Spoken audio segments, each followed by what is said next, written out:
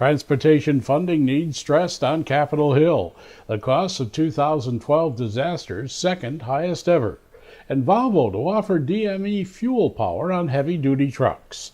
That and more on Construction News Tracker, brought to you by Caterpillar and produced by 4constructionpros.com.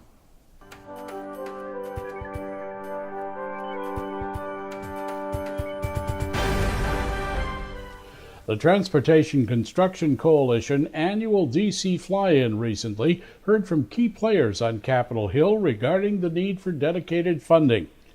Making up for the shortfall in Highway Trust Fund dollars appears to be a topic of discussion in the days ahead.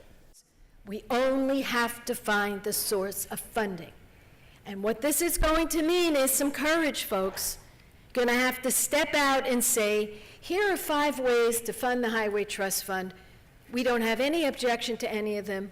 We prefer 1, 3, and 5, but we're okay with 2 and 4, and we'll get out there and fight for it. And I believe we need to look at every opportunity, every avenue, the old ways, new ways. There's been a couple of innovative ideas brought to us over the past couple of months, and many of those, again, are innovative.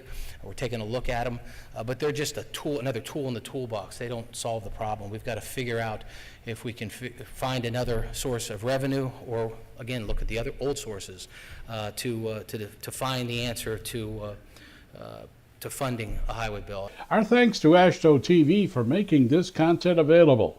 Discussions are certain to ramp up later this year and next when federal budgeting gains more attention, so stay tuned.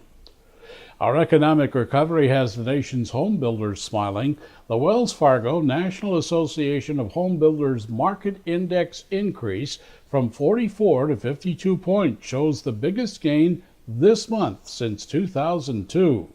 Ratings above 50 mean builders have more confidence in the future and is one of the strongest signs yet the housing market is regaining strength. It was on May 23rd when an oversized load wiped out part of the Interstate 5 bridge over the Skagit River in Washington state.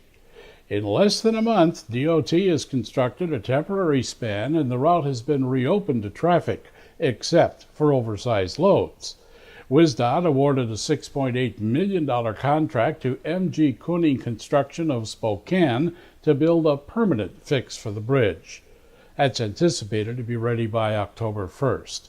And by the way, Transportation for America, in a report compiled from Federal Highway Administration statistics, claims that 66,000 U.S. bridges, 1 in 9, is structurally deficient. Floods, droughts, you name it, all made 2012 the second costliest year ever in the U.S. for natural disasters at $110 billion. 11 events alone accounted for $1 billion each in damages. However, Hurricane Sandy eclipsed those with $65 billion in damage. Drought in the West and Midwest cost us $30 billion in harvest failure as it covered the largest area of landmass in history. It'll be 8 years in August when Hurricane Katrina devastated the Gulf Coast and New Orleans. And the last major project of that city's levee system rebuild is just beginning. The Army Corps of Engineers just broke ground on the 17th Street Canal Station, a $614 million joint venture that includes Kiewit, Louisiana, Traylor Brothers, and the M.R. Pittman Group. The new pump stations will block storm surges and pump water at rates strong enough to keep from breaching flood walls. Volvo Trucks says it'll be the first manufacturer to offer dimethyl ether-powered DME heavy-duty trucks by 2015.